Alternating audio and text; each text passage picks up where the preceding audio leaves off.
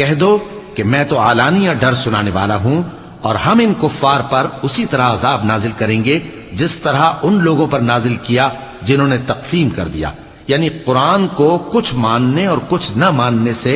टुकड़े टुकड़े कर डाला। सो तुम्हारे परवरदिगार की कसम, हम उनसे जरूर पुरसिश करेंगे उन कामों की जो वो करते रहे। बस जो हुक्म तुमको अल्लाह की तरफ से मिला है वो लोगों को बेधड़क सुना दो और मुशरिकों का जरा ख्याल ना करो। हम तुम्हें उन लोगों के शर से बचाने के लिए काफी हैं जो तुमसे हंसी करते हैं, जो अल्लाह के साथ कोई और माबूद करार देती हैं।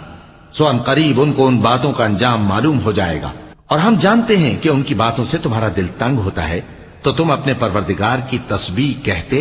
और उसकी खूबियां बयान करते रहो और सजदा करने वालों में से हो जाओ और अपने परवरदिगार की इबादत किए जाओ यहां तक कि तुम्हारी मौत का वक्त आ